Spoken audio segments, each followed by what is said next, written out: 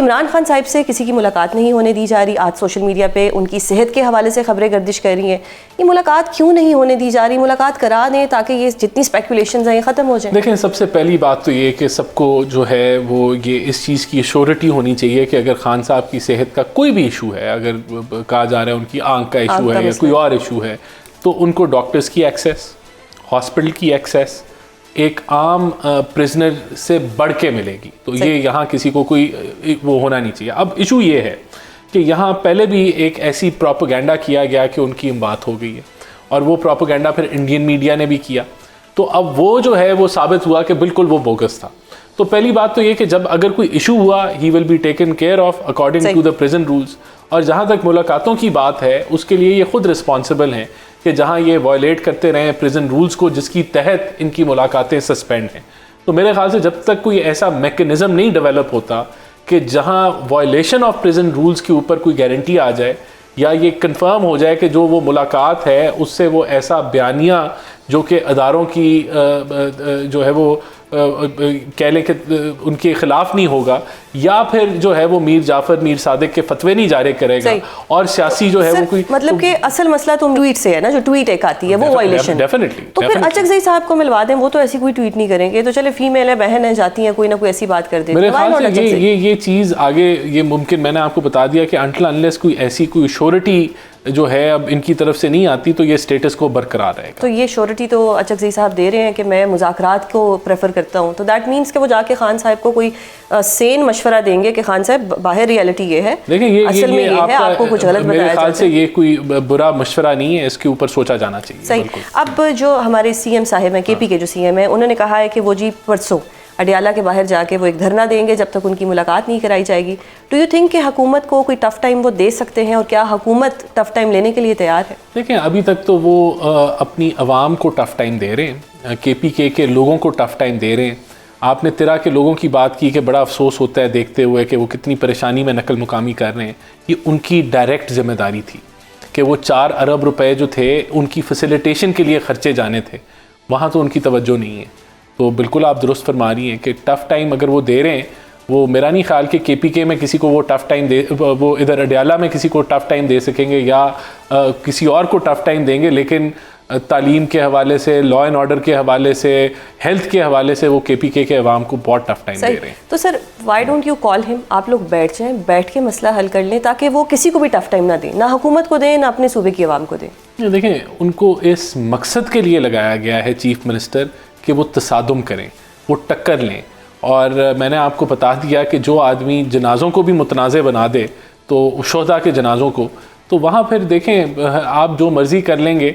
मेरे ख़्याल से जो प्रॉब्लम है ना, वो हुकूमत, वफाकी हुकूमत की साइड से नहीं है, प्रॉब्लम केपीके की हुकूमत की साइड से है, और प्रॉब्लम खान साहब की आइडियोलॉजी जिसको वो फॉलो कर रहे हैं उसके अंदर है, क्योंकि वरना उनकी नौकरी नहीं बचती, तो वो नौकरी बचा रहे हैं बेसिकली। अब जो मुज़ाकरात की बात कर रहे हैं अपोजिशन लीडर्स, तो फिर मुज़ाकरात को मतलब वेलकम करना चाहिए, हुकूमत को जहन बनाना चाहिए। देखें, आप दुरुस्त फरमा रही हैं, प्राइम मिनिस्टर तो मुज़ाकरात के लिए, लेकिन आप मुज़ाकरात की तरफ तो आप बढ़ना चाहते ही नहीं हैं। आपका तो एजेंडा ही जो है वो तसादुम का है। अगर आप एक सूबे के सरबरा होते हुए वफाक से, या जो आपका रियासत का जो दहशतगर्दी के ख़िलाफ़ जो एफ़र्ट्स हैं, आप उससे टक्कर लेंगे, आप हर लिहाज से एक कन्फ्रंटेशन का माहौल बनाएंगे जिससे एनआरकी फैले। अब आप सोचें कि ये कितनी बड़ी कन्फ्यूजन है कि ये तिरा का मामला बना हुआ है कि आपके जो अफ़वाज पाकिस्तान है वो शहादतें दे रहे हैं अपने, और आप जो है वो अपनी सियासत चमका रहे हैं, तो फिर कैसे बातचीत होगी? ये तो देखें, आपने जिस चीज़ पे एग्री किया, जहां आपकी गवर्नमेंट की मुशावरत शामिल थी, अगर आप उससे ही मुकर जाएंगे, अगर आप हर चीज़ से मुकर जाएंगे और आप तसादुम का इख्तियार करेंगे, तो मुझे बताएं कि क्या करें फिर हम। सही।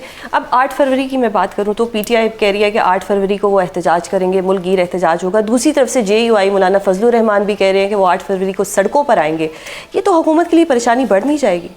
नहीं, परेशानी कोई नहीं बढ़ेगी। देखें, अवाम इनसे तंग आ चुकी है, और अगर ये ज़बरदस्ती शटर डाउन करेंगे तो ऑब्वियसली फिर कानून के मुताबिक इनके ख़िलाफ़ कार्रवाई होगी। बहरहाल 8 फरवरी को बसंत है, लोगों को बसंत मनानी चाहिए, और पंजाब के अंदर और बाकी जो पाकिस्तान है उसके अंदर मेरे ख़्याल से हुकूमत अगर तो कोई इन्होंने ज़बरदस्ती करने की कोशिश की, कानून को हाथ में लिया, तो इनके खिलाफ सख्त एक्शन होगा। सही, आपने बसंत की बात की, तो बसंत पे एक अहकामात जारी हो गए कुछ गानों के ऊपर, जिसमें एक आध थोड़ा पीटीआई वालों को लगता है फेमस गाना था, खान साहब की तस्वीर वाली पतंग के ऊपर भी। ऐसी क्या बौखलाहट का शिकार है पंजाब गवर्नमेंट के, वो इतनी बातों को भी दिल पे ले जाती है और इस चीज़ को भी बैन कर देती है? देखिए, ज़ाब्ता अखलाक तो हर चीज़ और हर इवेंट का होता है, उसमें तो कोई कबाहत नहीं, लेकिन अगर आप इसको जोड़ना चाहते हैं ज़ाब्ता अखलाक को पीटीआई के साथ, तो वो भी जुड़ता है इस एंगल से कि देखें, मदीना के अंदर अगर सियासी नारे लगाए तो वो पीटीआई ने लगाए। अगर आप बैरून मुल्क हमेशा पाकिस्तान का नारा लगता था, लेकिन अब तकसीम का नारा लगता है, एक जमात एक दूसरे को गालियाँ देती है, वो भी पीटीआई ने इनिशिएट किया, जो कि अफसोसनाक है। तो यहाँ भी जो 14 अगस्त है उसमें आपने पाकिस्तान का झंडा उठाना था, लेकिन आप यहाँ सियासी जमातों का नारे लगाना शुरू कर दिए। तो ये जो तकसीम और नफ़रत की सियासत हर पहलू में लाई जा रही है, उसको जो है वो रोकना चाहते हैं, उसको नहीं होना चाहिए। अगर एक त्यौहार है, एक इंपॉर्टेंस दी जा रही है, कुछ चीज़ों को इग्नोर करना चाहिए। किसी ने जो गाना लगाने लगाए, मतलब एक खास गाना जो देखिए, मैं समझता हूँ कि एक त्यौहार का जो मज़ा है वो उसको सेलिब्रेट, एक कल्चरल सेलिब्रेशन है, उसके अंदर सियासत नहीं आनी चाहिए। तो शायद अगर आप, मैं कह रहा हूँ, ये ज़ाब्ता अखलाक तो सबके लिए है, हमारे लिए भी है। ये ऐसा नहीं है कि ये पीटीआई स्पेसिफिक है, लेकिन अगर आपने ज़बरदस्ती जोड़ना है तो मैं उसके मुताबिक आपको लॉजिक दे। सही। अब एक और चीज़ बताइएगा, जाते जाते ये भी बता दें कि मौलाना फजलुर रहमान तो हुकूमत कहती है हमारे दोस्त हैं, तो सड़कों पर तो वो भी आ रहे हैं, दोस्त को मना लिया जाएगा या कहा जाएगा कि जी आपने भी जो जोर लगाने लगा लें? देखिए, मेरे ख्याल से सड़कों पर अभी उन्होंने आने का फ़ैसला किया है। बहरहाल देखें, फ़र्क आ जाता है उस जमात का कि जिसने 9 मई किया और उस जमात में का जो है जिसका ऐसा रिकॉर्ड ना हो, और ऐसी जमात जो फतवे जारी करे ऐसे लोगों के लिए जो कि अफवाज पाकिस्तान के साथ सिर्फ इंटरैक्ट कर रहे हैं।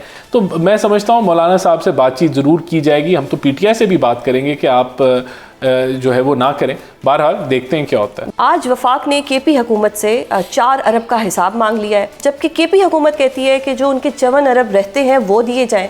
किसने किसका कितना हिसाब देना है, और क्या ये लड़ाई अब ऐसे ही चलती रहेगी? बिस्मिल्लाहिर्रहमानिर्रहीम। देखिए, लड़ाई तो होनी ही नहीं चाहिए, वफाक और सूबे को एक पेज पे होना चाहिए, लेकिन बदकिस्मती से ये हर चीज़ को मुतनाज़ा बना दिया जाता है और जानते बूझते बनाया जाता है। अब इसके अंदर देखें, तिरा का जो ऑपरेशन है, इसके अंदर फंड्स एलोकेट किए गए, इसके अंदर 41 पुलिस की पिकेट्स लगानी थी, जिरगा बैठा, सूबाई हुकूमत की नुमाइंदगी थी, उसके अंदर फ़ैसला साजी हुई, और अब वो उससे मुकर रहे हैं और वो कह रहे हैं कि ऑपरेशन नहीं होने देंगे, जबकि ऑपरेशन तो है ही नहीं है, IBOs हैं, इंटेलिजेंस बेस्ड ऑपरेशन हैं, तो लार्ज स्केल ऑपरेशन नहीं है। तो इसी तरह देखें, मैं आपको इसकी एक मिसाल देता हूँ। अभी जो CM KP के वो जनाज़ों के हवाले से कह रहे थे कि मुझे बुलाया नहीं जाता या मुझे इनवाइट नहीं किया जाता। अब जनाज़ों के लिए भी आपको इनविटेशन की ज़रूरत है, शोहदा के जनाज़ों के लिए। आप चीफ़ मिनिस्टर हैं, आपको पता होना चाहिए, आप अगर कहीं जाना जनाजा है तो आपका ऑफिस जो है वो कनेक्ट कर सकता है। लेकिन ये तो बात है कि अगर उसको भी आपने जो है वो मुतनाज़ा बना देना है, तो यहाँ तो एजेंडा क्लियर है कि आपने कोई ना कोई तमाशा या ड्रामा खड़ा करना है।